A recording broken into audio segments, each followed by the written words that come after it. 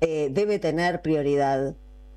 En este país lo tuvieron, lo tienen en otros países eh, que funcionan de una manera que desearíamos que funcionara este. Los niños son los únicos privilegiados. ¿Saben quién lo dijo? Los niños son los únicos privilegiados, no los ricos. Ahora vivimos en un sistema que los ricos son los únicos privilegiados. En el país que nosotros queremos vivir y en el país en el que vivimos siempre, los niños eran una prioridad para esta sociedad. Y eso volvió a encenderse con con esto que parecía una cobertura maratónica de esas que hay siempre cuando pasa algo medio anecdótico, medio pintoresco, medio aberrante. Pónganle las características que quieran en una provincia y mandan móviles y como tienen móviles sobreinforman. Bueno, este no fue el caso, este no fue el caso, porque cuando estaban los cronistas de C5N allá, empezaron a pasar cosas y a aparecer pruebas y aparecer indicios hasta que finalmente, y la mediatización por supuesto que tuvo mucho que ver, si no iban las cámaras nacionales de un medio nacional, esto no pasaba, no se descubría esto, quedaba como que el niño se había perdido, que el comisario había hecho lo correcto. Ahora tenemos, ustedes fíjense, porque el caso de Loa nos habla de lo que está hablando todo el mundo, pero además nos habla de otra cosa, que es de lo que a mí me interesa hablarles esta noche.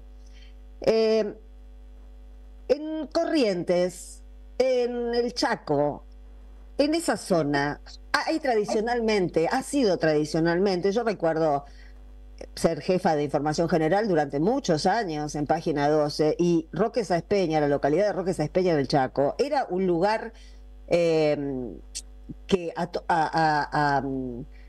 todas luces, digamos, había muchas pruebas de que ahí había adopciones irregulares, o decir, no eran adopciones irregulares, eran sesiones de niños por fuera de la ley. Noticias sobre trata hay en todo el país. Fíjense, y vuelvo a esto, al eje que a mí me interesa, la complicidad estatal, porque Corrientes es una provincia que adhiere al ideario de Milei. Tiene un gobernador que es un radical, pero que es más mileísta que radical, mucho más mileísta que radical.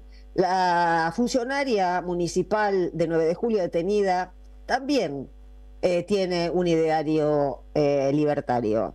Está casada con un ex marino.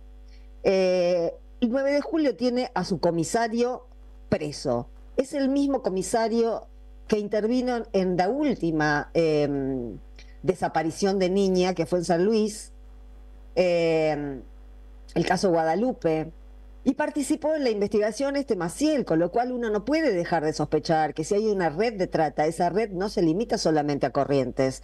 Si el mismo comisario implicado tuvo participación en una investigación de un caso prácticamente idéntico, donde la niña no apareció más.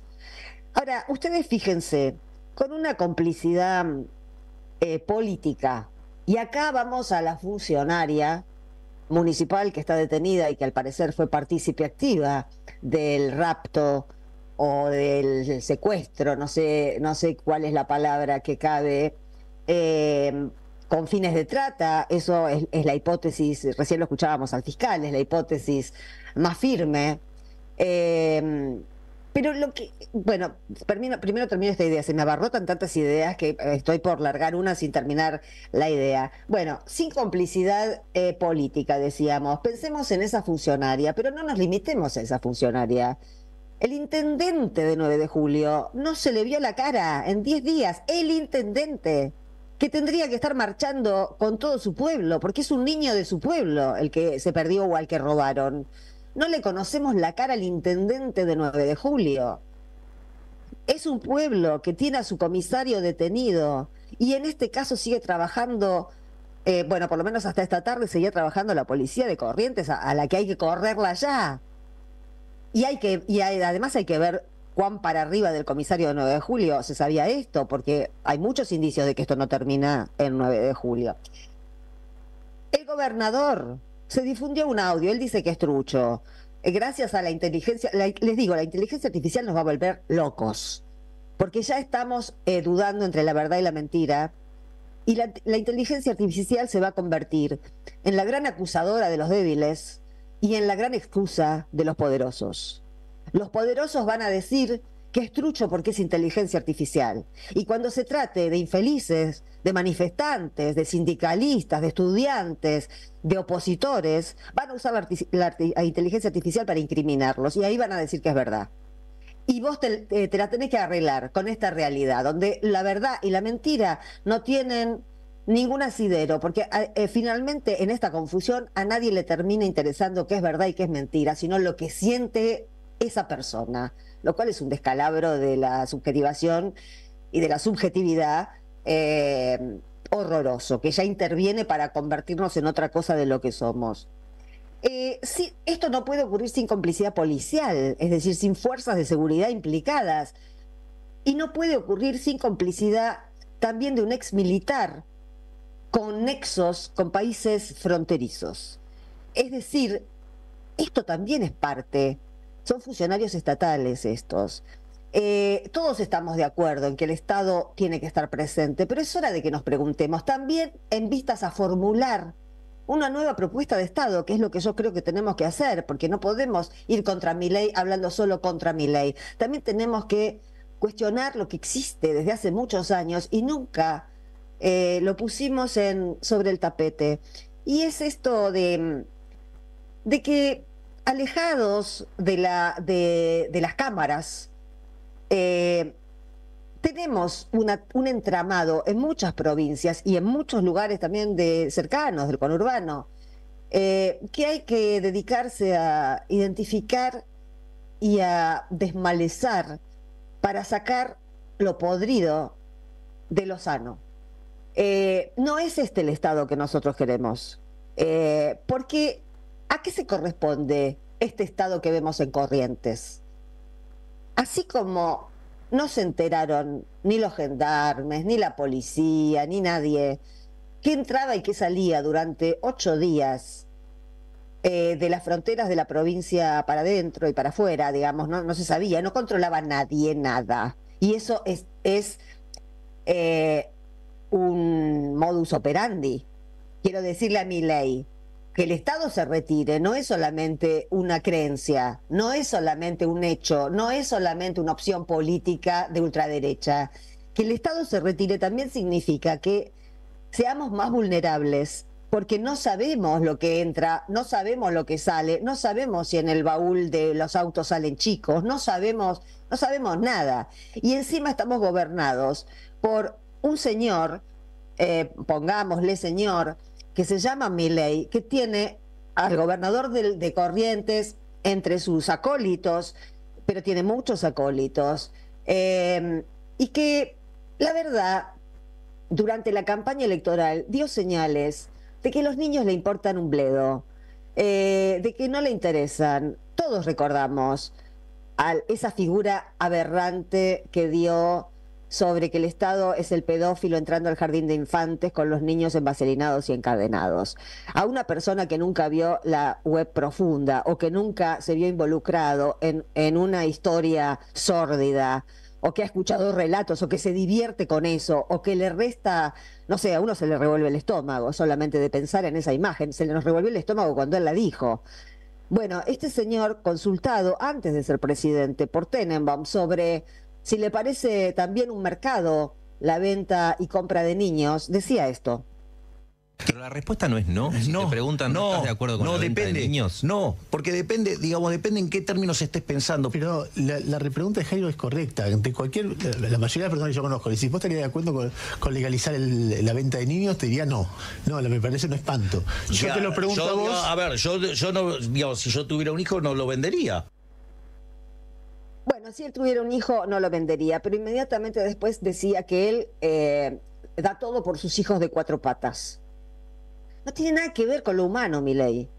Para contestar la pregunta de si aceptaría o no la venta y compra de niños, salió por la tangente de que a un hijo no lo vendería e inmediatamente dijo que una de las cosas más importantes para él son sus hijos de 4 patas. Díganme si tiene algo que ver un perro con un niño cuando estamos hablando de trata de personas. No hay trata de perros. Al perro te lo pueden robar en la plaza, a los de Milei no creo que nadie los quiera, pero quiero decir, lo que está crujiendo en este país, y espero que nos demos cuenta, es un sistema de valores, además de un sistema económico. Y una cosa va con la otra. Una cosa va con la otra.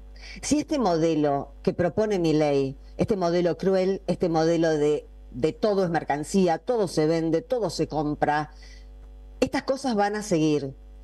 Y ni te hablo de la venta de órganos que estaba en los cálculos de Milei para los caídos. Ni te hablo de esa posibilidad que la debe tener en la cabeza, pero todavía no le da el coraje para exhibirla, ¿no? Se te acabaron los dólares, no tenés dólares para vender, bueno, vendete un riñón, vendete un ojo, vendete, no sé, un poco de médula, porque eso es verosímil con lo que se eligió en este país. Entonces estamos en una crisis, son los niños los que están pasando hambre en este país.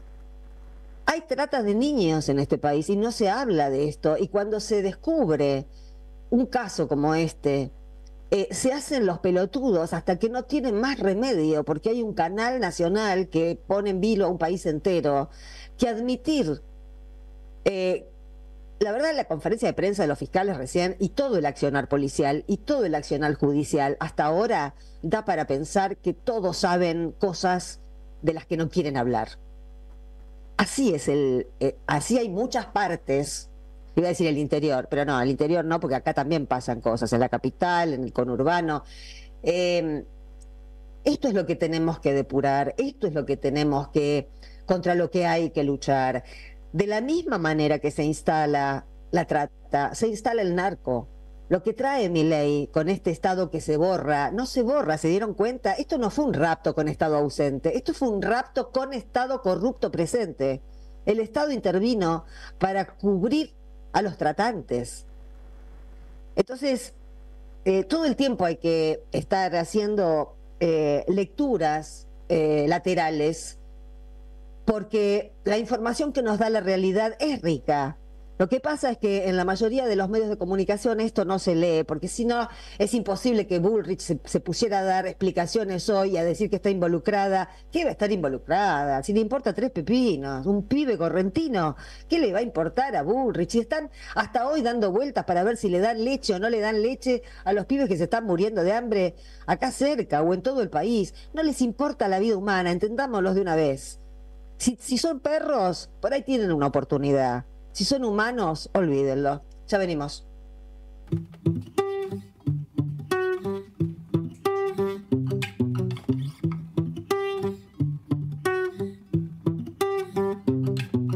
Vos que apareciste una noche cualquiera, que me sacaste de mi casa, me llevaste por el mundo navegando entre los libros de tu biblioteca vieja. Vos que me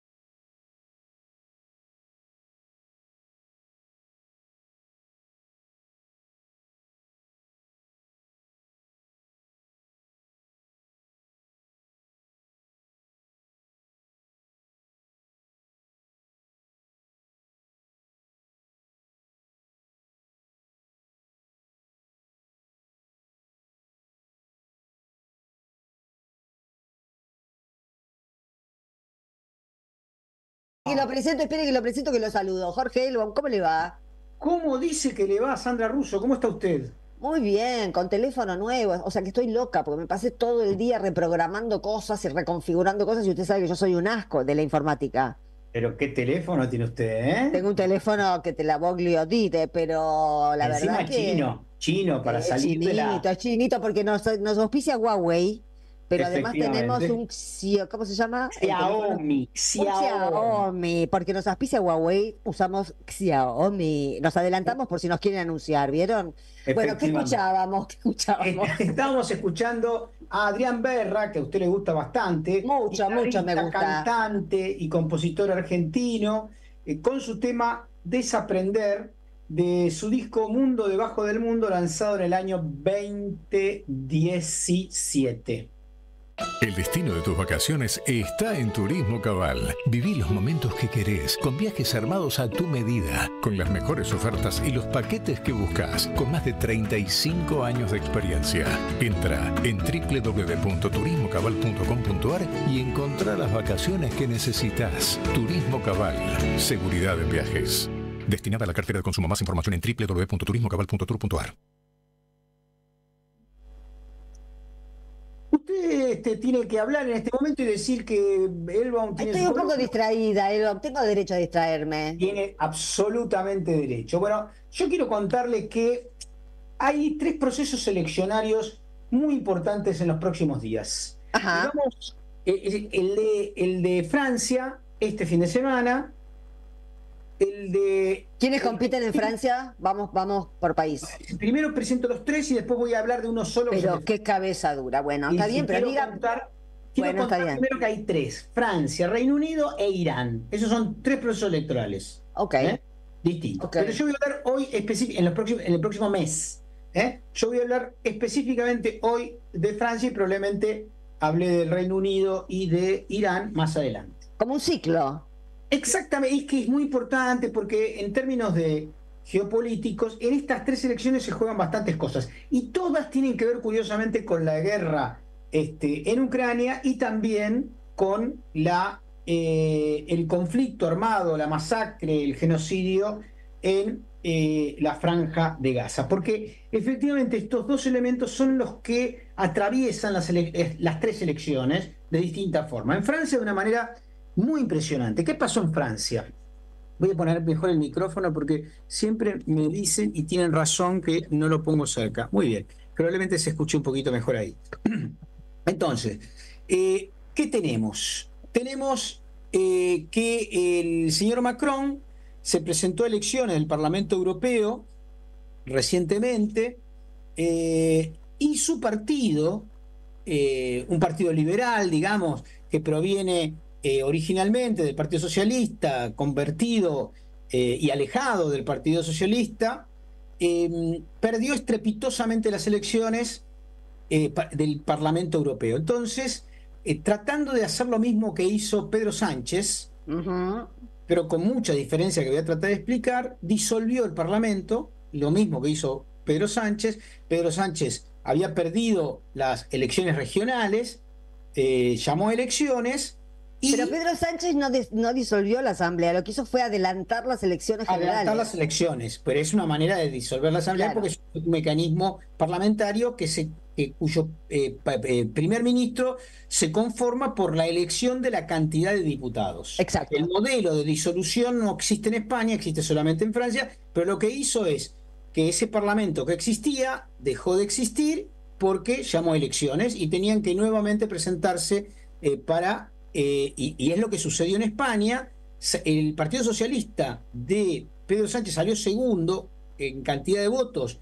El Partido Popular tuvo más votos, pero todos los otros partidos que van de izquierda sobre todo, y los regionalistas, soberanistas, vascos, catalanes, galegos, etcétera, etcétera, le dieron el apoyo al Partido Socialista porque el Partido Socialista puede negociar con ellos y no así los franquistas. Claro, si no eran testimoniales, sino que se quedaban en el voto testimonial. Exactamente, ya había sido parte, de hecho recordemos que el gobierno anterior de Pedro Sánchez también fue elegido en el marco de una alianza de izquierda, Partido Socialista hacia la izquierda, con Podemos en su momento. Ahora ya Podemos no es parte del gobierno, pero sí Sumar, que es de alguna manera la herencia, tomó los votos, si se quiere, de Podemos. Bueno, Irene Montero, que era la ministra de Igualdad de Podemos, ahora es eurodiputada. Exactamente, fue elegido eurodiputada, pero por fuera de esta alianza, claro, de izquierda que gobierna hoy España. En Francia, Macron hizo lo mismo. Fue un desastre la elección de Macron, de tener 30 y pico % cuando fue elegido presidente del gobierno, pasó a tener 13% en esta elección. ¿De qué partido es Macron? Macron es un partido liberal que tiene el nombre... Ahora pero es más de derecha el partido de Macron que el de Pedro Sánchez. Sin duda, pero además no solamente es más de derecha, sino que no está en alianza con los partidos de izquierda. Claro, si fuera el Partido Socialista, Mélenchon, bueno, qué sé yo, te da un aire. Exactamente. Entre Macron y Mélenchon está el Partido Socialista de Hollande, que hoy lo dirige un... Pero no pasa nada con esos socialismos. Bueno, fíjate que el Partido Socialista armó, junto con el Partido Comunista y Mélenchon, el nuevo Frente Popular. Y acá viene la gran novedad. Acá viene la gran novedad. La gran novedad que va a influir fuertemente. ¿Por qué? Porque quien ganó las elecciones en Francia es Marine Le Pen, la ultraderecha.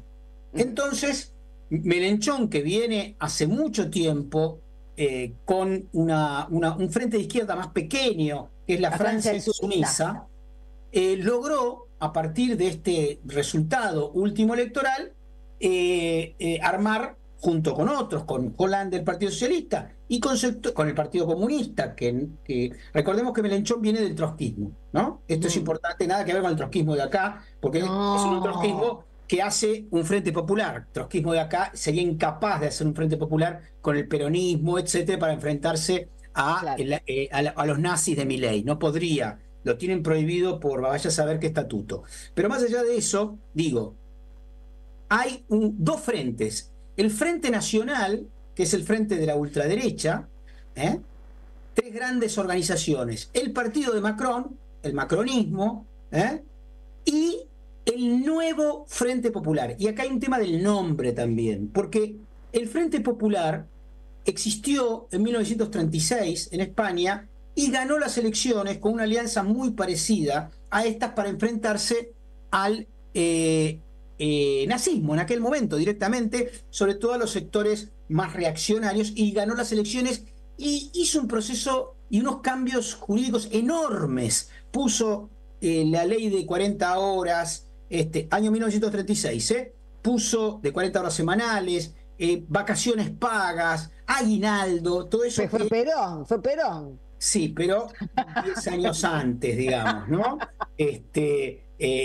Bueno, el Frente Popular existió, fue muy importante en Francia en ese momento, gobernó hasta la invasión alemana, digamos, hasta el 40, más o menos, 4 años, y cuando obviamente la derecha nazi francesa concedió territorio a Hitler y dividió Francia en dos partes, ¿no? Una Francia al sur, una Francia, digamos, con ocupación militar en el norte de Hitler, y una Francia en el sur, la Francia de Vichy, un general nazi francés que le otorgó el norte para que pueda, obviamente, invadir Holanda, Bélgica, etcétera, a Hitler. Ahora, por eso es muy importante el nombre, Nuevo Frente Popular. Yo estuve leyendo, me interesa mucho el miedo, el terror que aparece en los medios hegemónicos globales, e incluso en sus acólitos locales, que son muy berretas, Infoemba, Infobae, que es la información de la Embajada de Estados Unidos en la Argentina, etcétera, etcétera, porque los dos frentes estos, de alguna manera, son incontrolables para ellos. El frente fascista de Marine Le Pen, porque efectivamente tiene un nacionalismo, si se quiere, a lo Vichy, que no es simpatizante de la OTAN ni de Estados Unidos y no quiere pagar un mango por la guerra de Ucrania. Pero que curiosamente, apoya a Israel en la masacre que está realizando en Gaza. Y por el otro lado tenemos a Mélenchon, junto con el Partido Comunista y el Partido Socialista. Mélenchon es probablemente la figura más importante del nuevo Frente Popular, que aspira a tener, ya sacó 30%, había hecho una extraordinaria elección en las presidenciales, donde volvió a ganar Macron, y ahora se especula, luego de esta derrota en la Asamblea Europea de Macron, que los dos contendientes son el Frente Nacional versus el Frente Popular. Y se produce una cosa muy interesante. Qué lindo, qué lindo. Claro, digamos, y se transparentiza las cosas, y los mentirosos, digamos, estos empiezan a tomar forma esta confrontación de clases. Claro. Donde está claro, unos responden a los intereses, básicamente, de la derecha identitaria, una derecha identitaria, la francesa, que odia a los migrantes, los desprecia, cree en una Francia católica, es patria, tradición y familia. Tradición, familia y propiedad. La edición familia y propiedad. Y en el caso del Frente Popular, básicamente lo que pretenden es, entre otras cosas, otorgar más derechos, comida gratis en las escuelas. Yo vi el programa de Mélenchon y no lo podía creer, ¿no? Comida gratis en las escuelas, reducir la jornada laboral, aumento. ¿Me dejás pasar un chivo? Sí, porque nosotros estamos, no, es un pase, una tanda publicitaria, porque estamos hartos. Yo estoy harta de escuchar el argumento ese de son vagos, no quieren trabajar y qué sé yo, y queremos ser Alemania, queremos ser Francia. Bueno, eso todos lo sabemos, pero el que no tiene trabajo en Europa tiene sueldo de parado. Son 1.000 euros. No trabajan, está claro que no trabajan. Y está claro que es para los que no consiguen trabajo. Porque para el Estado europeo, para en general todos los estados europeos que derivan de los estados de bienestar posguerra, es el Estado el que tiene que facilitarte un trabajo. Y si no hay trabajo, es el Estado el que tiene que darte un sustento hasta que te consigas un trabajo. Listo. Sí, es muy importante eso, porque a pesar de gobiernos neoliberales que han intentado quitar esos derechos, no han podido hacerlo. Quiero hipotetizar los escenarios que se abren en Francia, ¿no? Los 3 escenarios que se abren.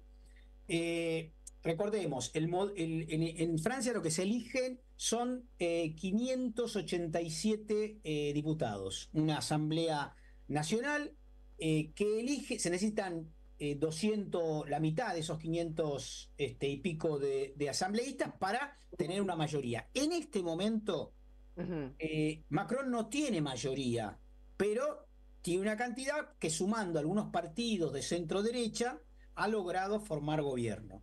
Se especula con que puede perder esos... Pero hay también un movimiento social muy importante. Yo leí este fin de semana que Mbappé y 200 deportistas se están llamando de primera categoría, no como acá, que para convencer a un jugador de la selección que se exprese políticamente, no sé, tenés que hacer un posgrado, ¿viste? Allá son 200 deportistas de primer nivel los que están pidiendo que no se vote ultraderecha. Claro, debieran pedir también que se vote Frente Popular, ¿no? Digo yo, porque son los únicos que defienden los intereses de los trabajadores, que son el 90% de los franceses. Pero al margen de eso, obviamente, la hipótesis más cierta es que podemos tener a un gobierno del Frente Popular. Hoy el The Economist está horrorizado. En llamas. En llamas, primero porque no controla a ninguno de los dos frentes que pueden ganar, ¿no? Y hay primera y segunda vuelta. El 30 de junio es primera vuelta y el 7 de julio... Sea cual sea el resultado de la primera vuelta, ¿hay segunda? Si alguien no tiene una mayoría... Buena tu pregunta. El tema es así. Si se eligen diputados por sección electoral, si un diputado no saca 50% de los votos... ¿Un candidato o un diputado? Por ejemplo, París elige vamos a decir, en la circuncisión, en la circunscripción. Te salió el judaísmo. En la circunscripción número 14, vamos a decir, ¿no? Momento memorable de judaísmo. Espectacular, espero que no lo graben esto. Bueno, en la circunscripción electoral número 14, se elige un diputado. Si ese diputado, en todos los lugares donde un diputado no sacó el 50%, Lo hay segunda circuncidan. vuelta. Primero lo circuncidamos y después lo mandamos a estudiar la Torá como Milei. Bueno, entonces, hay solo segunda vuelta en aquellas circunscripciones y circuncisiones en las cuales los candidatos que compiten de estos tres grandes frentes no llegan a obtener 50% de los votos. Entonces, en la historia desde la Cuarta República, que es la que hoy figura en Francia, siempre hay segundas vueltas, no en todas las circunscripciones ni circuncisiones, ¿no? Entonces, los escenarios son tres: que gane, que Macron logre nuevamente imponer su candidatura, es la menos posible, que tenga suficientes votos como para ser elegido por la Asamblea Nacional presidente y vuelva a elegir al primer ministro, que en la actualidad es Gabriel Attal. La segunda es obviamente que gane alguno de los dos frentes, el Frente Nacional o el Frente Popular, y la tercera es una fragmentación, ¿no? Que generaría una necesidad, y con esto termino, de armar alianzas raras, que por ejemplo puede ser Macron con Malenchón, digo una tontería, ¿no? Cosa que bastante improbable y permitiría una situación de bastante caótica para la política francesa, que no está acostumbrada a hacer ese tipo de alianzas. Esperemos tener buenas noticias de las elecciones del fin de semana y que el Frente Popular logre un excelente triunfo para enfrentarse a la nueva forma del nazismo que están volando por sobre Europa. Gracias, Jorge. Primera tanda en Jugo de Limón. Todos los días y todas las horas y todos los minutos.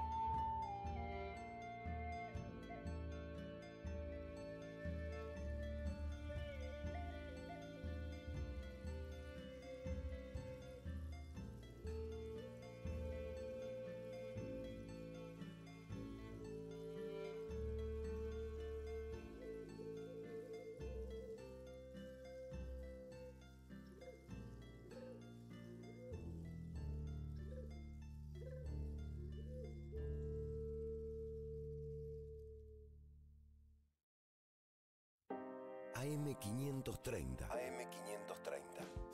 Que la radio es comunicación, es imaginación, es educación. No hay nada que eduque más que una radio, no hay nada más que te haga imaginar cosas que una radio. Cuando uno es chiquito y escucha por primera vez la radio, te imaginas cualquier cosa, es impresionante. Te armás un teatro.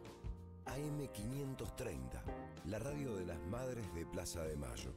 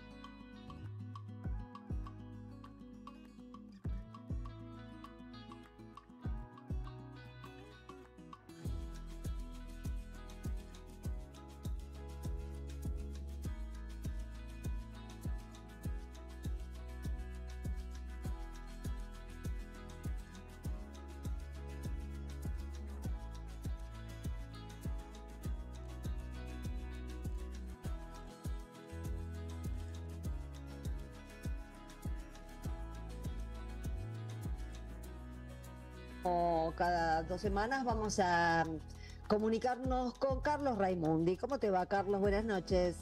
Hola, buenas noches, Sandra, Jorge, ¿cómo están? ¿Cómo va? Bueno, bien. Tratando de sobrellevar la realidad. Sí, está pesada la realidad. Está pesada. Pero mira, yo siento que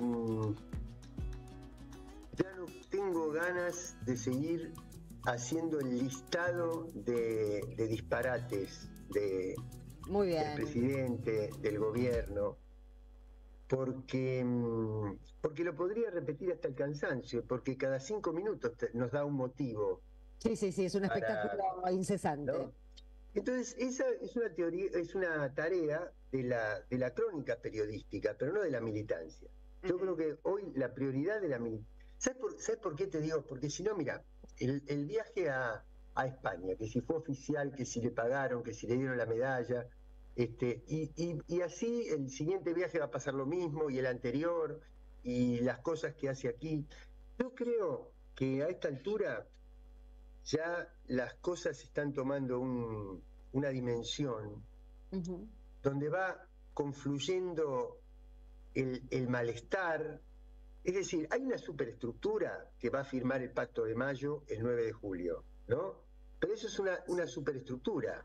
Sí. La base social me parece que está cada vez más cansada, cada vez más hastiada. Así que yo creo que ya es hora de que nosotros ocupemos mucho más tiempo que en el listado de excentricidades y de locuras y de desplantes y todo eso, en volver a conversar con la parte de nuestro pueblo que estaba muy renuente a conversar con nosotros. Ajá. Y que además tenía razón en estarlo, ¿no? Totalmente. Porque nosotros desorientamos absolutamente a la población. Sí. Entonces una población que no tiene por qué leer la realidad igual que la lee un militante o una persona politizada, una persona que tiene un compromiso político permanente, lo que hizo fue encontrar, aferrarse a lo primero que encontró, que le decía, cambiemos esto, a como diera lugar. Y ahora se está dando cuenta muchísima gente, porque la realidad le pasa por encima. Ahora, yo creo que... Creo y he aprendido, creo haber aprendido en todo este tiempo de vida, de militancia, que los pueblos, primero que el pueblo argentino tiene una historia de gestas épicas, digamos, en la calle, de haber convertido grandes movilizaciones en hitos políticos que cambiaron el rumbo del poder, ¿no? Eso es una plataforma que está en el sustrato del pueblo argentino. Ahora, nadie puede saber cuándo madura, cuándo termina de madurar un pueblo, cuándo se van juntando todas las sensaciones, porque una persona que la echaron hace 3 meses del Estado tuvo bronca de manera inmediata. Pero una familia que recién ahora le aumentan la cuota o tiene que renovar el alquiler o le llegan las tarifas, empieza a madurar ahora y a sentir ahora. Claro. Y el universitario lo sintió en el medio. Y así, y cada sector, cada segmento de la población va teniendo su propio tiempo.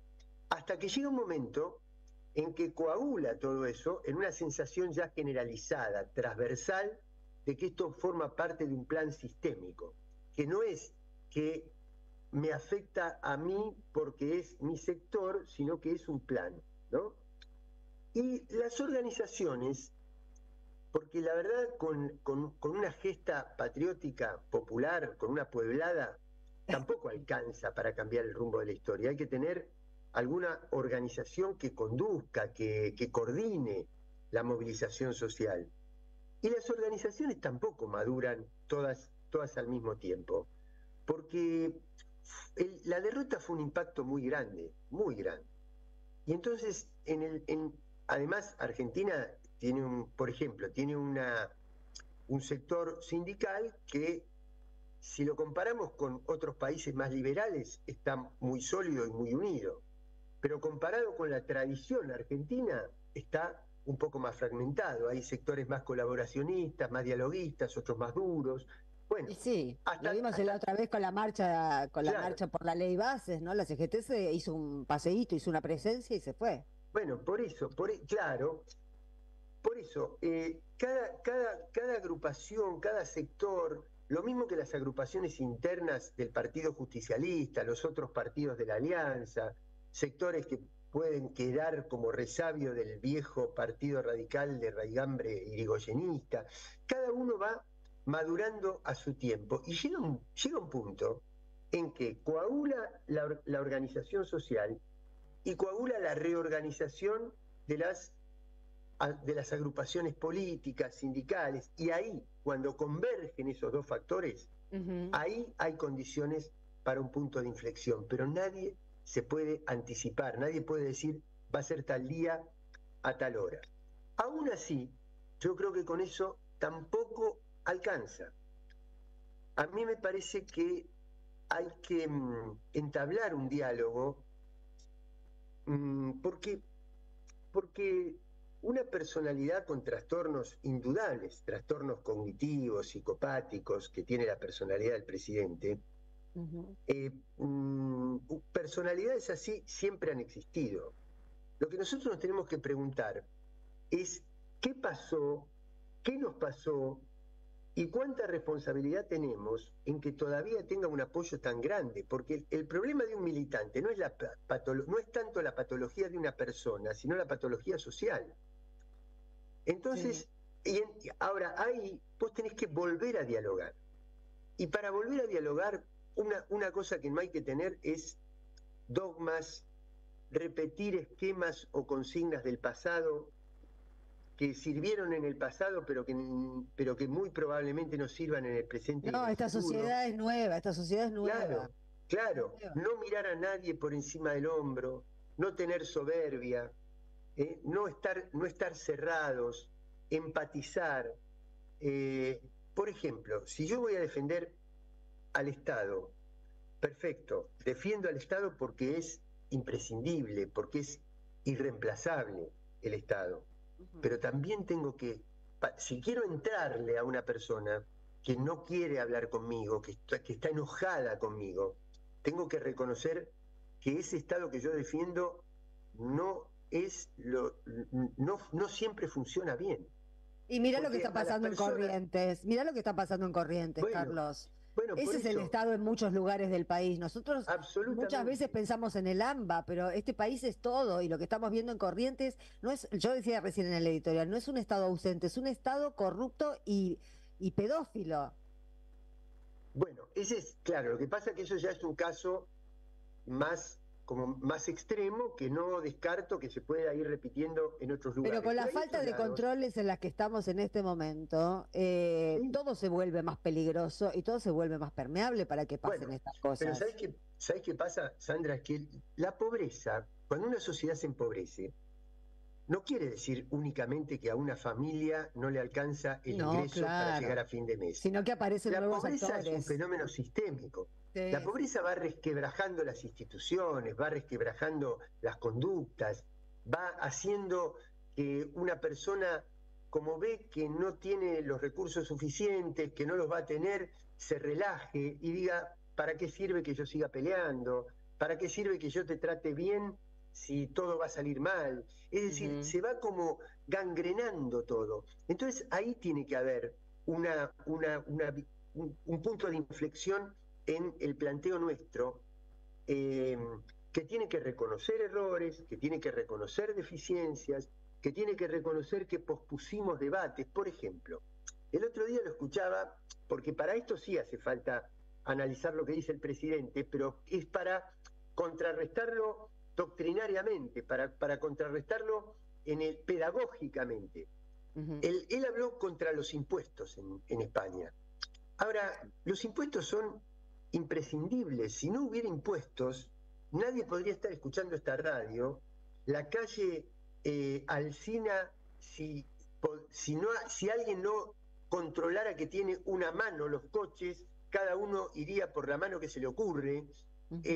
Cuando uno abre una canilla no saldría agua. Es decir, en las cosas mínimas estoy hablando de que es fundamental. Para que vamos a poner un sector empresario que dice, como yo soy el que genero la riqueza, cosa que es mentira, pero es el discurso de ellos. Es decir, ¿por qué es mentira? Y si querés lo explicamos otro día, y Jorge, estoy convencido que va a estar de acuerdo. No es el capital el que genera la riqueza y el que genera trabajo.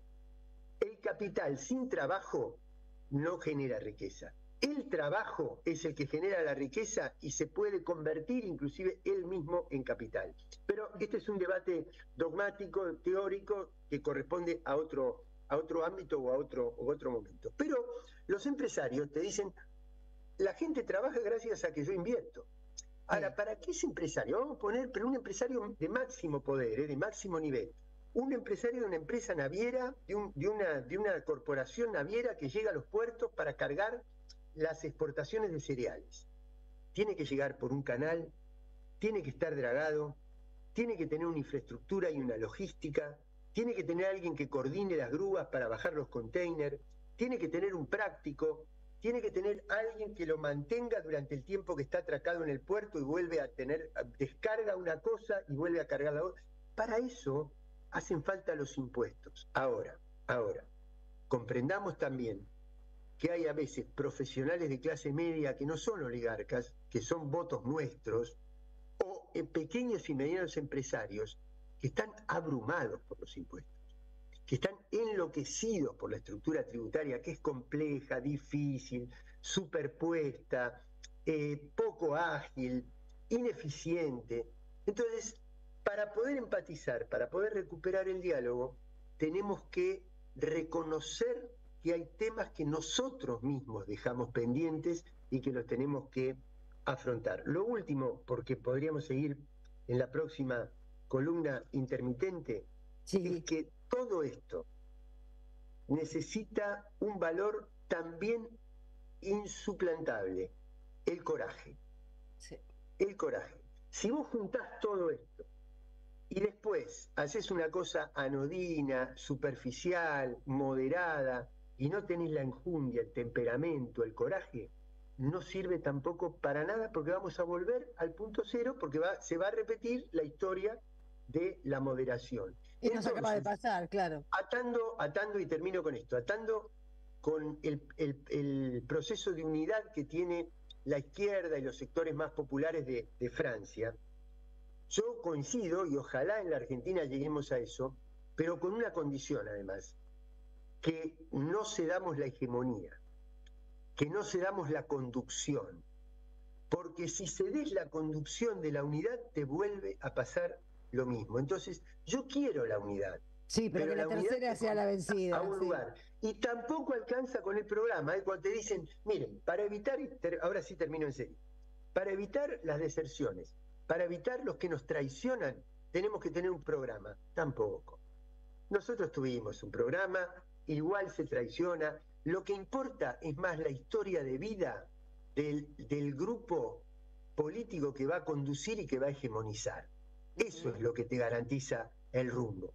Eso es lo que te garantiza el rumbo. No es la sumatoria. La unidad en política no es un concepto algebraico, es un concepto político. Y la política va por encima de las matemáticas en este caso. Por lo tanto, la unidad necesita pueblo, necesita organización y necesita coraje, y la seguimos en la próxima columna intermitente. Gracias, Carlos. Hasta la próxima. Chau, Sandra. Chau, Jorge. Un abrazo. Un fuerte abrazo. Un abrazo. Un poquito de música ahora.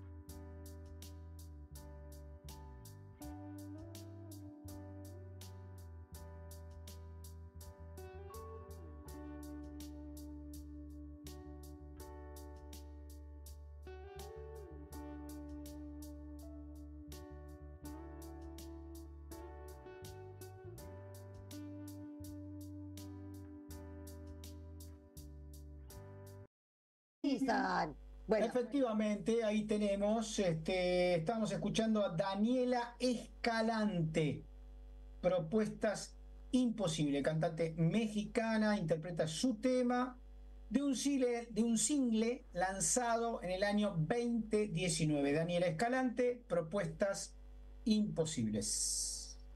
Muy bien, y vamos a seguir acá, según tengo en la rutina, con una entrevista que no sé si estará la comunicación. Ustedes me dirán, muchachos, si seguimos con lo que está en la grilla o qué hacemos. Pasamos a, si querés, si te parece, en el caso de que no esté nuestro entrevistado. Por eso, pero que nos comuniquen algo, Sí, así sabemos qué hacer. Mientras no nos comunican, podemos hablar de circuncidados.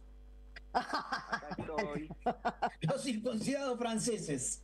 Acá tengo a Rocco Carbone que me está gastando por privado en relación a la GAF, pero le dije, bueno, ese es el problema de ser circuncidado, que uno en realidad está ahí pendiente. No tenemos información, no sabemos incluso si estamos en contacto. No nos están comunicando, pero bueno, ¿qué le vamos a hacer? Estas cosas pasan. Yo podría agregar una cosa, que fue una noticia reciente, mientras vos, Sandra, te ocupás de contactarse con ellos, con nuestros productores y transmisores, Sí. que remite a que Patricia Bullrich ya lo tenemos, pero termina de... Sí, no, Patricia Bullrich envió a todos los integrantes de la Fuerza de Seguridad Nacional una orden prohibiendo a los funcionarios hablar en los medios de comunicación respecto al caso Loan. Evidentemente les ha hecho mella. ¿Y por qué? Porque todos los antecedentes vinculados al desastre de la niñez empieza a explotarles en las manos. Bueno, pues es para seguir charlando seguramente mañana. Ya tenemos el entrevistado, ¿no? Sí, ya nos comunicaron, por suerte está la comunicación, porque queríamos hablar de, no sé si ustedes habrán visto fotos de la Patagonia este fin de semana. Eran impresionantes las fotos de diferentes provincias. La cantidad de nieve que cayó fue impresionante, pero además no están funcionando las radios nacionales respectivas de la Patagonia, que son muy útiles porque son pueblos acostumbrados a recibir noticias, sobre todo también del tiempo, que ahí es clave, para saber si van por una ruta, si van por la otra. Hubo atascamientos. Bueno, vamos a preguntarle mejor a Marcelo Parra, que es periodista de Bariloche y que también, si mal no recuerdo, fue director de la Radio Nacional Local, ¿no? Marcelo, ¿cómo estás? Buenas noches. ¿Cómo va, Sandra? ¿Cómo va, Jorge? ¿Cómo están ustedes? Sí, bien, creo que tengo el triste mérito, no sé qué palabra usar, de ser el último director. En este momento no hay directores de Radio Nacional. Bueno, se extrañaba mucho Radio Nacional, sí. Te escucho, sí, Sandra. No, que te decía que según lo que pude leer en las redes, las poblaciones de la Patagonia extrañaron mucho a Radio Nacional este fin de semana. Sí, la Radio Nacional, a ver, arrancamos por ahí, si querés después hablamos del clima también, pero Radio Nacional cumple una función que desde Buenos Aires cuesta mucho. Yo a veces siento a los porteños más allá de lo ideológico, con mucha candidez, y no se me enojen, en cómo funciona el país. Un senador días pasados entrevistado por nosotros decía, bueno, ahora está todo digitalizado. Minga, todo digitalizado. En los parajes, en el campo, en la Patagonia, no llega, en muchos parajes no hay luz, en muchos parajes no hay internet, en muchos parajes no llega la telefonía celular y ni la fija. La única comunicación que llega es Radio Nacional. De hecho, en el servicio de mensajes es muy común el mensaje que le dice a Braulio, que se suba a la señal porque a tal hora lo van a llamar. O sea, el mecanismo es, a través de Radio Nacional se enteran que tienen que ir arriba de una colina, arriba de algún lugar, donde ahí sí captan la señal telefónica y ahí le van a poder avisar. Eso en el mejor de los casos. En la mayoría de los casos se enteran de los nacimientos, de las muertes, de que perdieron animales y otro vecino los encontró, de que se quedaron atascados en el medio de la nieve y corre riesgo su vida, o que va a pasar el micro o no va a pasar el micro de acuerdo al hielo que hay, pura y exclusivamente a través de Radio Nacional. Así que es puro servicio eso, puro servicio. Es todo, es necesario. Mi vieja decía, lo barato cuesta caro. Levantar este servicio es dejar a miles y miles de argentinos y de argentinas totalmente incomunicado para la supervivencia, no para el chisme, ¿no? Después además podríamos analizar desde la comunicación, bueno, solo entran radios chilenas, que hoy no pasa nada, pero que decís, ¿por qué el Estado argentino no tiene una presencia? Nos puede costar caro en algún momento. Cuentan que en la década del 50 muchos pibes de los parajes eran hinchas del Colo-Colo, etcétera, porque escuchaban los partidos de allá y no los de acá, no, antes de la década del 50. O sea, realmente cumple un servicio esencial básico que no es rentable. No hay manera de que un privado haga esto, no hay manera de que un privado gane guita contándole a la gente de los parajes, del campo, cómo está la situación.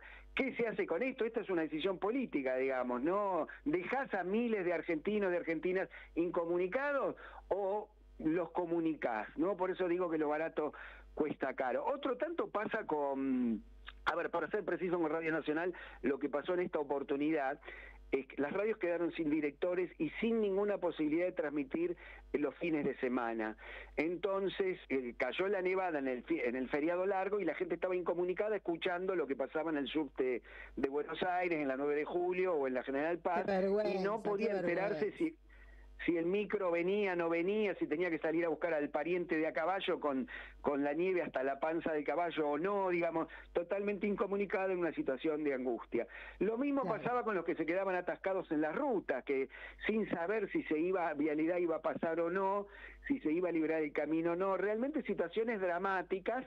Por suerte no pasó a mayores, pero hubo una reacción tardía de los funcionarios de Radio Nacional, de Caballero, de Gabriela Mambretti, que es la gerenta de emisoras, al, bueno, finalmente autorizar ya sobre el sábado a que transmitan entonces cada radio, sobre todo en la Patagonia, y puedan orientar a la gente. Se llegó tarde, un Estado, como vos decís, también que no cumplió con su labor. Marcelo, se comentaba también que no había sal para tirar en las rutas. ¿Para qué se usa la sal cuando hay temporales? La sal derrite el hielo. Cuando vos tenés hielo, cuando tenés hielo en la ruta no hay manera de manejar. Digamos, nadie sabe manejar sobre el hielo. Apretás el freno, imaginen la escena. Apretás el freno y el auto las ruedas se convierten en esquíes. Entonces, en vez de frenar, acelerás, se desliza más rápido. La sal, la continuidad de las obras, Sandra, la ruta que une Bariloche con la capital de la provincia, son 800 kilómetros de estepa patagónica donde atravesás paisajes increíbles, especies únicas en el planeta como en la meseta del Somoncura, y faltarse 30 kilómetros, por ejemplo, y hay que hacerle el mantenimiento al resto, digamos, empieza a complicar la vida. ¿Esos 30 kilómetros quedaron suspendidos? Claro, la falta de obra pública para que te dé el supuesto equilibrio fiscal es muy costoso, porque hay vidas en el medio, hay choques, hay baches, hay gente que se queda atascada, bueno, en fin, la ausencia también ahí nuevamente cuesta muy caro al país, ¿no? El desarrollo del país es impensable si el Estado no sigue avanti con la obra pública, por lo menos en los lugares más imprescindibles. En el marco de todo esto, la tormenta perfecta, porque cayó una nevada tremenda, ahora el miércoles anuncian otra. Grande, ¿no? Fue una nevada muy grande. En este momento estamos con 1 grado bajo cero, uno está dentro de la casa con camiseta, pullover, la estufa al mango, digamos, y se anuncia ahora para la noche 6 grados bajo cero.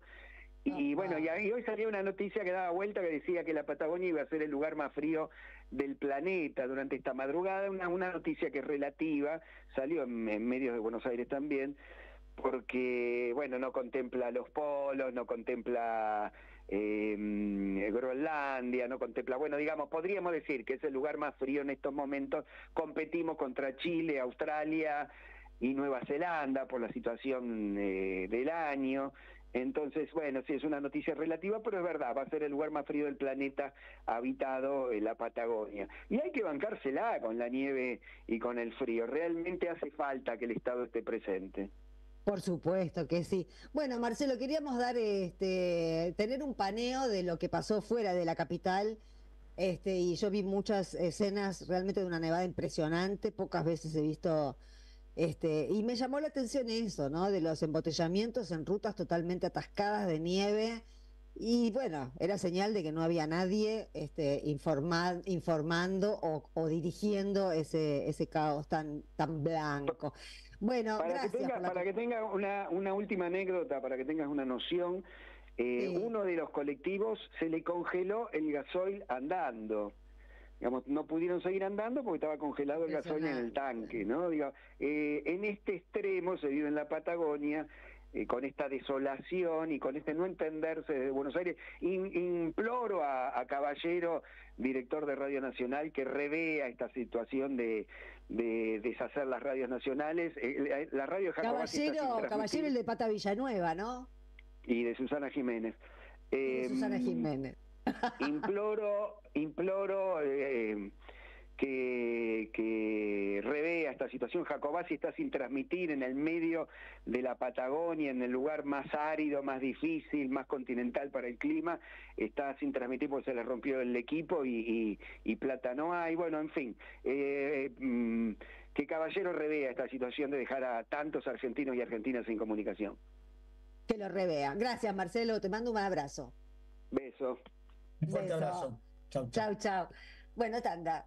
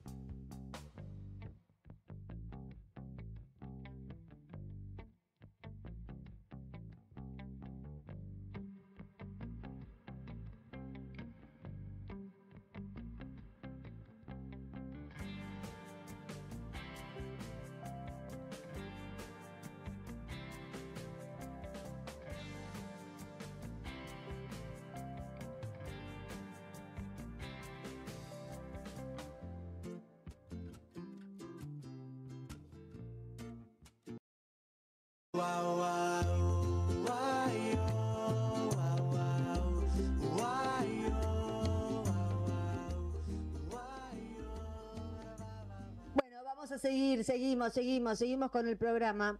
Bueno, yo no sé si escucharon, nosotros lo comentamos la semana pasada que 6 finalistas a las Olimpiadas argentinos, ¿no? A las Olimpiadas de Matemáticas no iban a poder ir porque esos viajes, el pasaje nada más, porque creo que la estadía la paga la comisión organizadora que está en el Reino Unido, estuvieron tradicionalmente a cargo del Senado y este año esos chicos no iban a poder ir, con lo cual bueno, vamos a preguntarle a Mariano Recalde, con él vamos a hablar. Hubo una iniciativa de la oposición para para pagar esos pasajes. Es muy curioso, ¿no? Porque también escuchábamos esta semana, los últimos días de la semana pasada, o en el fin de semana creo que fue, que Milei dijo que va a asistir a la inauguración de los Juegos Olímpicos, pero los deportistas argentinos no van a los Juegos Olímpicos porque no hay plata. Para lo único que hay plata es para que Milei vaya a donde se le ocurra. Mariano Recalde, senador por la Ciudad de Buenos Aires, buenas noches, ¿cómo estás? ¿Qué tal, Sandra? ¿Cómo estás? Buenas noches. Buenas noches, te tenemos seguido por acá, qué suerte. Sí, lamentablemente con temas no tan agradables. No, con temas sí. ¿Qué pasó con las Olimpiadas de Matemáticas? Y lo que viene haciendo Milei con todo, ¿no? Decirle a todo el mundo no hay plata, no importa qué. Y mintiendo, pero en este caso fue Villarruel. Sí, pero Villarruel y Milei son el poder ejecutivo en este momento. Claro. Son la fórmula presidencial y son los que vienen con este discurso de no hay plata. Ella misma lo expresó hoy públicamente en redes, que no hay plata para que 4 pibes que van a las Olimpiadas de Matemáticas, que fueron siempre desde el año 89. ¿Desde el 89 que el Senado paga estos viajes? Sí. Sí. Son un montón de años. Y bueno, nos enteramos que este año decidieron no pagárselos y bueno, lo que hicimos fue presentar un proyecto de resolución para que el Senado resuelva mantener esto. Pero Villarruel dice que no hay plata.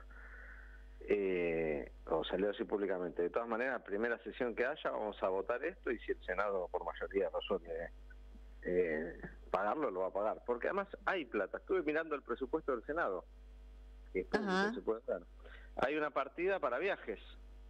Mira vos. Se ejecutó solamente el 40% de eso y ya llevamos casi medio año. Así que hay plata. Además de que obviamente se han pagado viajes y lo vemos a Javier Milei y a Karina Milei hoy particularmente derrochando plata por el exterior con una cantidad de viajes enorme. Entonces la verdad que da mucha bronca que digan que no hay plata para que 4 pibes que se esforzaron, que nos representan en el mundo y como lo hacían habitualmente, no puedan ir. La verdad. Acá Jorge te quiere preguntar algo, pero antes yo te quería preguntar, esos chicos, ¿de dónde son? De distintas ciudades. De distintas ciudades de la Argentina. Hay de Río Gallegos, hay de la Ciudad de Buenos Aires y hay de otras provincias. Ahora no tengo todo el detalle, pero son unos cuantos chicos. Mariano, buenas noches, ¿cómo estás? ¿Esto es coincidente con el desprecio que tiene el anarcocolonialismo con la educación, la ciencia y la tecnología? Porque si hay algo que obviamente han hecho es de financiar todos los espacios que tienen que ver con la educación de alta calidad, que en este caso expresan estos muchachos seleccionados para viajar a unas Olimpiadas. Hay coherencia. Odian la educación, es evidente. ¿Te parece eso? Absolutamente. Te diría que odian todo lo público. Claro. Todo lo que es para la gente es un gasto. Y las universidades, las escuelas, pero también los puentes o los gasoductos, todo eso es un gasto. Y dicen que no hay plata ahora para pagarle al Fondo Monetario Internacional, para bajarle impuestos a los ricos. Y para recibir premios una vez por semana viaja. Para irse a él afuera parece que sea de plata. Mariano, y yendo al tema de ley bases, ustedes en el Senado, ¿cómo están leyendo esta discusión, este debate o esta intentona que seguramente van a querer llevar adelante en diputados, que es volver al proyecto original por capítulos, no revisar los artículos? Bueno, están en pleno debate con eso, ¿no? Pero es, es como un tenerlo problema al Senado como una cámara menor en ese caso. Sí, y es un problema para empezar porque es una ley ómnibus, que es una ley ómnibus, por definición, es muchas leyes adentro de una sola votación, digamos. Entonces se plantea en la discusión el dilema de qué pasa si la Cámara Revisora, en este caso el Senado, rechaza un capítulo o un artículo. Si se considera rechazado y ya no se puede tratar, o si se considera una modificación a la ley ómnibus que es enorme. Me parece que es una barbaridad considerar que es una modificación, porque estamos, por ejemplo, el capítulo entero de que quería derogar la moratoria previsional. El Senado estuvo en contra de que se deroga la moratoria previsional. No es una modificación a la ley. No puede la Cámara de Diputados insistir con esto. Claro. No podría salir al Poder Ejecutivo una cosa que la Cámara de Senadores rechazó. Pero bueno, hay que ver cómo se interpreta, quién lo interpreta y qué pasa. Pero si llegaran a avanzar, no tengan la menor duda que vamos a judicializarlo. Claro. Con esta justicia. Claro, porque están rompiendo un contrato, están rompiendo un reglamento. Sí, la Constitución, nada más y nada menos. La Constitución, claro, nada menos. Bueno, Mariano Recalde, gracias por la comunicación. Y ojalá las cosas vuelvan. Y los chicos vamos a hacer todo lo que esté a nuestro alcance para que puedan viajar. Y la Constitución vamos a hacer todo lo que esté a nuestro alcance para que no la rompan. Gracias. Un beso. Un abrazo. Chao. Hasta luego. Tanda.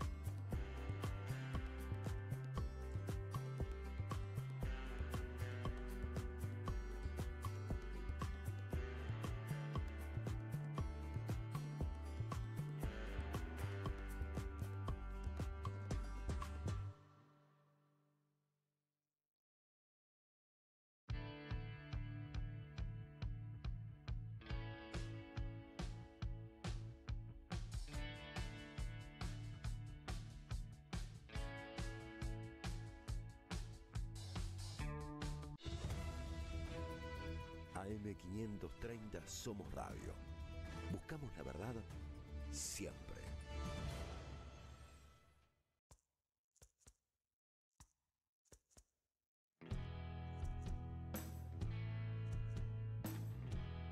En AM530 pasan muchas cosas. Y todo lo que pasa está en la red. Somos Radio AM530 en Instagram. Entérate de lo que pasa. AM530. Somos redes. Somos radio.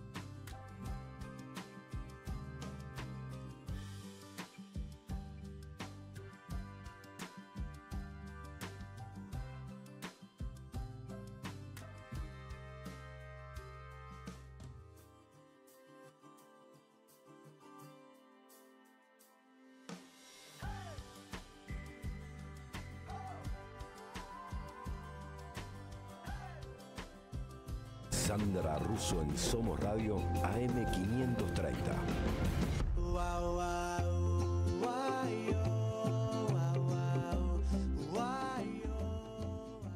Bueno, vamos a primero presentar a Rocco Carbone. ¿Cómo va, Rocco? Buonasera, Sandra, come stai? Buonasera. Mira, Rocco, estoy viendo una noticia de último momento que vamos a aprovechar que entras vos y la vamos a compartir con quienes nos están escuchando porque es muy importante. Julian Assange, perfecto, el fundador de Wikileaks, acordó declararse culpable este lunes, hoy, del delito de difundir ilegalmente material de seguridad nacional a cambio de su liberación de una prisión británica, poniendo fin a su largo y amargo enfrentamiento con el gobierno de Estados Unidos. Es una noticia en desarrollo, pero ya está en todos los medios internacionales y también en algunos nacionales. Una excelente noticia, ¿no? Sí, es una excelente noticia porque ese es un drama que parecía no tener fin, ¿no? Sí, parecía ya condenado o parecía que se iba a morir en cualquier momento, así que bueno, esto es realmente, comentábamos acá recién con Jorge que van a querer hacer pasar esto como una dádiva del imperio, pero que sirvió y mucho toda la movilización internacional que hubo durante estos años por la libertad de Assange, ¿no? Sí, es una alegría realmente, no lo sabía, pero la verdad es una alegría. Por eso lo quería compartir con el público, porque acaba de salir esta noticia, gracias a Jorge que la captó, porque realmente todos hemos participado de alguna u otra manera tratando de que ese hombre que nos puso en conocimiento de muchas cosas que estaban sucediendo en la vida real y del funcionamiento del mundo, bueno, pudiera seguir con vida, porque lo que hemos estado presenciando en estos últimos años ha sido una lapidación y una cosa aberrante, ¿no? Pero bueno, quería compartir eso y escucharte, Rocco, a ver. No, bueno, una gran noticia, me alegro mucho realmente, porque de alguna manera, sí, como bien lo decía Sandra, militamos esa causa encuadrable en la cuestión de los derechos humanos, ¿no? Así que una alegría. Bueno, vamos a seguir con el fascismo conservador. Vamos a avanzar con qué, sí, a ver. Con el fascismo conservador y el fascismo extremista, la segunda parte. Dale. La semana pasada introdujimos estas dos categorías, ¿no? Fascismo conservador y fascismo extremista, y dijimos que históricamente el fascismo conservador quería un orden, en cambio el fascismo extremista quería un orden nuevo. Y esto quiere decir que el fascismo conservador buscaba organizar un Estado autoritario, sobre todo, y el fascismo extremista, en cambio, deseaba que el fascismo fuera una especie de revolución, aunque esa revolución fuera veleidosa, frívola, degradada, en fin. Y formulamos esas dos categorías sobre la base de un libro de Bobbio, porque entre nosotros aquí en la Argentina podemos identificar también esas dos vertientes. Y la podemos identificar en el dúo Burrich-Pectovello, que representarían el fascismo conservador, y en Milei, porque el presidente encarnaría la idea del fascismo extremista. ¿Por qué digo esto? Porque Burrich y Pectovello me parece que son sujetos inspirados por las ideas de orden y violencia. Orden y violencia podemos también nombrarlas como represión, en el caso de Burrich, y en el caso de Pectovello, en cambio, como interrupción de la entrega de alimentos a los comedores. Y luego de la represión que vimos en la Plaza de los Dos Congresos, apareció un cántico, Sandra, un cántico de lo más interesante. Yo lo escuché por primera vez en el Serpaj. Ese cántico dice: Milei fascista, vos sos el terrorista. Ajá. Lo más interesante. Milei fascista, vos sos el terrorista. Ahora, un colega, un compañero, un amigo, Ricardo Aronskin, un economista, sí, hace un par de días sacó un artículo de lo más interesante en La Tecla Ñ, un portal dirigido por Corrado Yacenza, y en ese artículo se refiere a este cántico, Ricardo Aronskin. ¿Y qué dice acerca del cántico Milei fascista, vos sos el terrorista? Dice Ricardo que tiene el tono adecuado para dar una salida activa y política a la angustia que estamos atravesando en este momento, angustia provocada por el ataque permanente a las libertades democráticas. Ahora, en cuanto al presidente Milei, podemos considerarlo como una especie de agitador, como una especie de político extremista, y que efectivamente podemos integrarlo a la categoría de fascismo extremista, porque Milei encarna una idea degradada de revolución, una idea veleidosa, frívola de revolución, porque él quiere destruir el Estado, y destruir el Estado, destruir lo conocido, destruir lo común, sin tener efectivamente la pretensión de construir un orden nuevo, expresa esa idea frívola, esa idea degradada de revolución. Quiero decir esto, que el presidente Milei carece, entre otras cosas, de una ideología constructiva. O sea, Milei es una persona carente de muchas cosas, para empezar de una sensibilidad nacional, y además carece efectivamente de una ideología constructiva y quiere destruir lo común, lo conocido, el Estado. Sí, y de vergüenza carece también. Sí, pareciera que tiene vergüenza de ser argentino, ¿no? Y además, también, por lo que escuchábamos antes, es un tipo que no conoce una parte conspicua del país, lo que llamamos el sur, ¿no? En función de la entrevista del compañero que decía que la radio, la función fundamental de la radio en el sur, que no anda más por las políticas de este gobierno. Bueno, sí, y en el norte, porque se pierden los chicos y se los llevan para Paraguay. Claro, esa es otra forma de la violencia, ¿no? Vos ¿Qué te parece? Claro que es otra forma de violencia, porque sobre todo hay funcionarios implicados. Así que claro, lo del norte tampoco es un estado ausente, es un estado perverso. Es un estado perverso y además habla de la forma de violencias inherentes a este poder, y el chico que ha desaparecido efectivamente habla de un Estado que no se hace cargo de lo que debería hacerse cargo en este momento, ¿no? Vos lo explicaba muy bien en el editorial. Ahora, vuelvo a Bobbio, a Norberto Bobbio, a ese librito que se llama Ensayo sobre el fascismo. Y él decía que Mussolini era el mediaba entre el fascismo conservador y el fascismo extremista. Bueno, desde mi punto de vista, en la Argentina, ¿quién media entre el fascismo conservador de Bullrich y el fascismo extremista de Milei? Es el viejo Mauricio Macri. Es el articulador. Es una especie de articulador. Sí, viste que se reunieron, fueron a cenar con Petovelo porque se querían conocer, tuvieron una cena solas. Claro, y además se reactivó esa mediación, Sandra, porque se reactivó el lawfare de vuelta. Claro. Sí. Ahora, ese viejo lawfare que antes, digamos, lo habían activado para perseguir a los cuadros políticos del campo nacional y popular, ahora se reactivó contra la militancia popular, luego de la represión, ¿no?, en la plaza de los dos congresos. Y esa mediación de Macri, me parece que la reconoce el propio presidente Milei.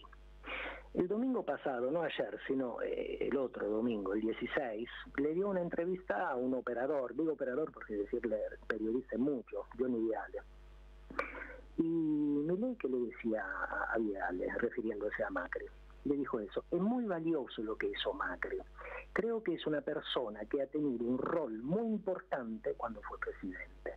Sin su experiencia previa, el caso nuestro no hubiera aparecido. Bueno, me parece que Milei tiene razón.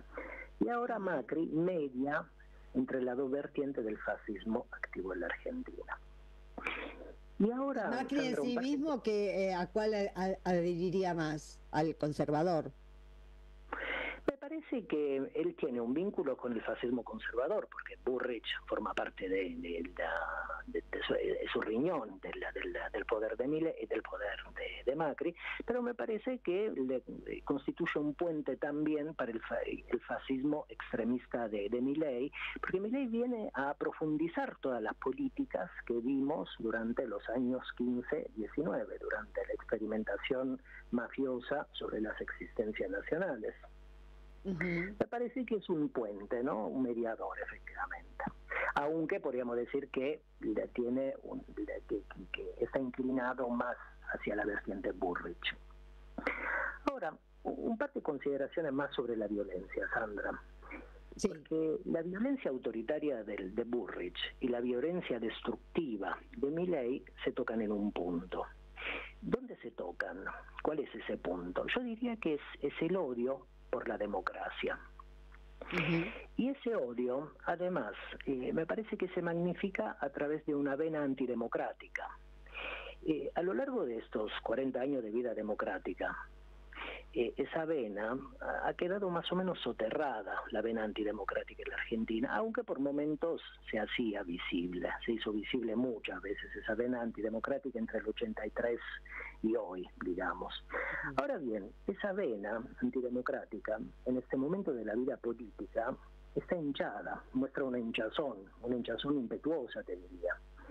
Y esa hinchazón, ¿dónde se manifiesta? Dentro de las instituciones representativas. Me refiero básicamente a ese poder y ese entramado de poder que se sintetiza alrededor del vicepresidente, alrededor de Villarruel. ¿Por qué estoy contando todo esto? Porque estas cuestiones que estoy tratando de articular demuestran que el fascismo es una colectora. ¿Una colectora de qué? De todas las corrientes, de todas las tendencias antidemocráticas que laten en la politicidad nacional. Por un lado Bullrich, por otro Pezzovello, por otro Milei, por otro Macri, por otro el propio vicepresidente Villarruel, ¿no? Entonces tenemos una colectora, el fascismo, de todas las corrientes antidemocráticas. Y el fascismo, además, lo podemos considerar como el caballo de Troya, o lo podemos considerar como una especie de caballo de Troya del Estado plebeyo, del Estado emancipador. Como un caballo de Troya de ese Estado que en la Argentina se ha verificado entre el año 2003 y el año 2015. Ahora, el objetivo primordial de la violencia fascista, el objetivo primordial de la violencia del poder fascista, yo creo que es el Estado plebeyo nacional, donde en mayor o menor medida entramos todas y todos nosotros. Y el objetivo de esa violencia fue atacar el proceso de democratización. Otro objetivo fue quebrar la representación popular.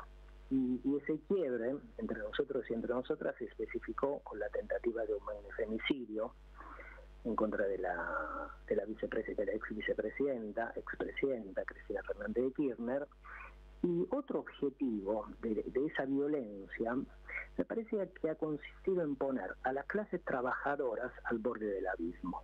Las clases trabajadoras, constituidas por trabajadores formales e informales, estamos en la Argentina al borde del abismo a causa de esa violencia estructural contra el Estado plebeyo argentino. Ahora, mientras el Estado nacional no se convirtió en plebeyo, quiero decir, mientras el Estado no concitó las esperanzas de la grandes mayoría populares, ese Estado argentino, ese Estado nacional, fue bueno, fue respetable, fue sostenible, por la fuerza reaccionaria, por la fuerza conservadora, por la fuerza menemista, por la fuerza de derecha, por la gran empresa. Pero, puesto que el Estado argentino se volvió plebeyo entre el año 2003 y el año 2005, se hizo necesario cambiar de rumbo. Se hizo necesario efectivamente frustrar las esperanzas populares y se hizo necesario también tratar de apagar ese fuego, que es el fuego de la emancipación nacional, que también estuvo empalmada con la emancipación continental, con la patria grande. Y como dijimos varias veces aquí, en esta pequeña columna, en el corazón de la pandemia, en el corazón de la crisis pandémica, las fuerzas reaccionarias prendieron una nueva chispa, que es la chispa del fascismo. Y el fascismo es una fuerza que se expresa siempre a través de la violencia y se expresa también con un odio permanente por la democracia, un odio permanente dirigido en contra de la democracia. Y ese odio, Sandra, y concluyo, pone en crisis a la democracia. Y tal vez es por eso que la democracia en este momento no logra expresar una política diferente, la democracia enflaquecida por el fascismo, atacada por el fascismo, no logra articular un discurso convincente. no logra encontrar una opción capaz de entusiasmar, no capaz de convocar nuevamente una marea emancipadora, y estamos frente a una democracia en crisis porque está permanentemente soliviantada por el poder fascista. Y mira, la estampa del león, la figura del león, alude, me parece a mí, a esa modalidad violenta, a esa modalidad antidemocrática. Y la figura del león no es nueva. La figura del león, lo historicé un poquito en estos días, lo busqué en estos días, y la figura del león ya fue usada por el fascismo arqueológico. La figura del león fue usada ni más ni menos que por Mussolini, que usaba durante los años 20, 30 y 40 del siglo pasado una oración que mandó a pintar sobre todas las paredes de todas las casas de toda Italia. Y esa oración, ¿sabes qué decía, Sandra? Meglio vivere un giorno da leone che 100 anni da pecora. Meglio vivere un giorno da leone che 100 anni da pecora. Se puede traducir rapidísimamente así. Es preferible vivir un día siendo león, o sea, a través de todas las formas posibles e imaginables de la violencia, que 100 años siendo oveja. Lo dejamos acá y seguimos sobre el mismo tema la semana que viene. Gracias, Rocco. Te mandamos un beso. A ustedes. Abrazo grande. Buenas noches. Assange libre. Chao, chao. Assange libre. Chao, Rocco. Bueno, Cepa y mensajes.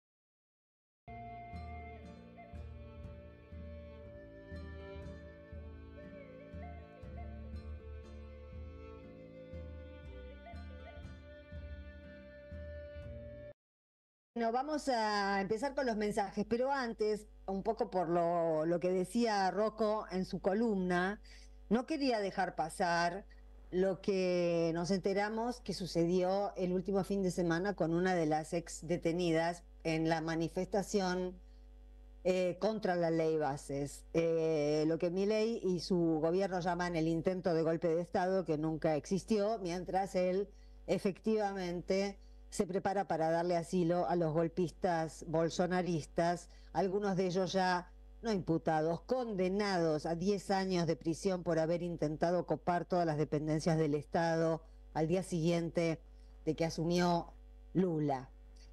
Este fin de semana nos enteramos que a una de las primeras liberadas, a Nora Longo, una docente, que estuvo en la primera tanda de personas liberadas, porque no tenía nada que ver como ninguno de los que fueron detenidos, todavía hay 5 adentro, seguramente por causas, por haber saltado una valla, por haber, no sé, pegado a un policía. Bueno, ¿qué querés que pase en una represión? ¿Qué querés que le ponga la otra mejilla a la policía cuando reprime? Pero el tema grave es que la policía estuvo en el edificio de Nora Longo este fin de semana interrogando a los vecinos sobre ella, si vivía ahí, si salía, si no salía. Esto está fuera de la ley.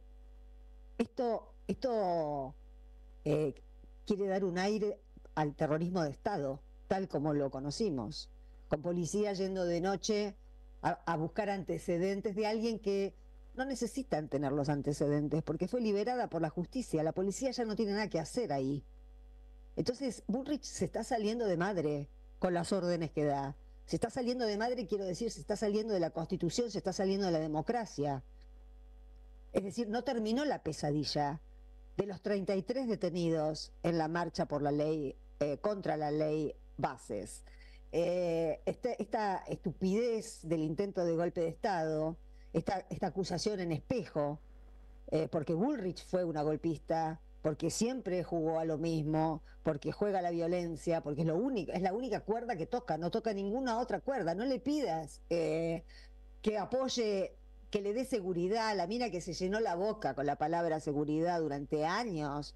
Lo único que está pensando es en la seguridad de la ley Bases, porque en la seguridad de las personas ni remotamente se le ocurre. ¿Ustedes la escucharon hacer algo contra los robos de celulares, contra los robos a mano armada? No. Lo único que le interesa a Bullrich son los militantes políticos. Es una Gestapo lo de Bullrich. No se dedica... ¿Secuestraron a un pibe? Hay una alerta Sofía. La mina ni se entera. Está en la interna, están las cosas qué le gusta, lo que le da placer. No le da placer dar seguridad. Porque que no secuestren a un pibe, que no se lo roben, que no lo violen, o que la policía no vaya a hacer averiguación de antecedentes de una persona que está libre por falta de mérito. No le quedó nada pendiente a esa ex detenida. Estuvo mal detenida. O sea, la policía estuvo mal al detenerla y después que la justicia dicta una falta de mérito, la sigue hostigando. Eso todo está fuera de la ley. La detención y el hostigamiento. Así que hacemos responsable a la ministra de Seguridad por cualquier cosa que les pueda llegar a suceder a alguno de estas 33 personas. Bueno, son 5 menos porque 5 siguen en penales federales. Esto es lo increíble. Esto es lo increíble. Que 5 personas siguen estando en cárceles federales por haber ido a protestar contra una ley que vende la patria. Esto es absolutamente insostenible. Bueno, vamos a empezar con los mensajes, que hay mucho. Hola Sandra, el triste caso de Loan está siendo aprovechado para tapar el desastre económico. Exijo urgente reacción de la oposición que votamos. Empiecen a representarnos en vez de perder tiempo en internas mezquinas. Y si no quieren hacer nada, que dejen surgir gente con ganas de dirigir. Augusto, de General Roca. Hola Hugo, ellos pueden poner bolsas mortuorias, violar la cuarentena, cascotear el despacho de Cristina, matarla, etcétera. Y lo llamamos oposición y no pasa nada. Nosotros manifestamos en paz, nos reprimen salvajemente y nos llaman terroristas. El mismo mote que Mitre hace 50 años le puso a Peñalosa. Es difícil, 150 años, perdón. Es difícil digerir todo esto. Ojalá pase pronto y liberación a los 5 compañeros y compañeras. Oscar Ferretero de Begui. Sí, esta doble vara, pero ya nos dimos cuenta, ¿no? Que acá no están en juego valores. Lo que está en juego son quién gana y quién pierde. Lo que están en juego son los jugadores, digamos, las personas. Ya sabemos que la derecha puede hacer cualquier cosa y está todo bien, y que el peronismo o la izquierda pueden hacer cualquier cosa y terminar en cárceles federales, ¿no? Esto lo sabemos, pero tan brutalmente, tan obscenamente. Este gobierno se caracteriza por su obscenidad, pero hay que aprovechar esta obscenidad para ver, y para después no volver a cometer los mismos errores. Yo insisto, perdonen que insista siempre, pero esto no se soluciona con una unidad que junte piezas sueltas para armar de nuevo un rompecabezas con un poco de peronismo por acá, Pichetto por allá, los gobernadores por otro lado. ¿Para qué? Para armar una masa sin forma y después sucumbir ante las internas. No. Esta vez la que tiene que ganar es una propuesta, y la propuesta tiene que ser disruptiva. Estamos en época de disrupción. El Estado que conocimos antes de Milei estallaba de crisis. La política argentina también está siendo interpelada por esta porquería que tenemos que vivir. No solamente el albertismo tiene que hacer autocrítica, y no se trata de volver con la autocrítica y clavarse los puñales. No, ya basta de revisar el pasado, a ver quién cometió errores. Eso ya lo hemos hecho y valen las conclusiones que sacamos. Pero digo, de ahora en más, de acá en más, desde esta realidad, ya está bien que lo sigamos describiendo, que lo sigamos analizando, que sigamos acusándolo de las cosas que se merece ser acusado, pero un contra Milei no sirve. Animémonos a pensar en qué país nos gustaría vivir y propongamos eso. Pero dentro de ese país no puede haber comisarios metidos con la trata, no puede haber funcionarias metidas en delitos, no puede haber tanta gente que meta la mano en la lata. Digamos, es hora de... Yo creo, voy a decir una barbaridad, seguramente, una barbaridad romántica, quiero decir. Pero a mí me gusta ver las crisis de esta manera, porque si no, no son soportables. Se ha escuchado mucho que una crisis es una oportunidad. Bueno, es cierto, depende cómo uno se la tome. Pero yo creo que ya que tenemos que morfarnos este trago horroroso de este tipo y este gobierno de inútiles y de perversos, por lo menos pongámonos a pensar en qué país nos gustaría vivir. Y seguramente no es el país que vivimos con Alberto Fernández, ni el país que vivimos con Mauricio Macri. Y qué fácil, ¿no?, que es deshacerse de Cristina. La guerra judicial alcanzó. Ya parece que esos 12 años no fueron los mejores 12 años de mucha gente, ¿no? Porque quedó como un poco borrado de la memoria. Y vivíamos infinitamente mejor que hoy, infinitamente mejor que con Alberto Fernández. Pero ¿qué decir de Macri? Y bueno, este pueblo consideró que quería un cambio, así a la ligera se toma. Por eso cuando hay algo que vale la pena, aunque tenga defectos, bueno, hay que cuidarlo, hay que cuidarlo. Cuando se tiene algo que es valioso, pero que tiene un problema, hay que salvarlo, hay que apoyarlo, hay que dar la cara, hay que poner el cuerpo. Porque después se pierde esa oportunidad y se tardan generaciones en volver a tener otra oportunidad. Por eso los 4 años de Alberto Fernández son imperdonables, ¿no? Era una oportunidad y se perdieron. Bueno, hubo muchas responsabilidades ahí en el medio. Pero bueno, ahora están pensando para adelante. Aprendamos de los errores, ¿no? Para no tropezar siempre con la misma piedra. Me mandan un perfil psicológico de Vladimir Zelensky, que más tarde lo voy a leer. Oscar de Ramos dice: Sandra, ¿vos no creés que en los medios del palo nuestro se debería usar un lenguaje más llano? Hay millones que no conocen el significado de algunas palabras, por ejemplo, disruptivo, distópico, hegemonía, expoliar, contrafáctico. Bueno, creo que hay todos los programas o los medios que tenemos son de nicho. Nosotros no tenemos una audiencia, no nos dirigimos a millones de personas.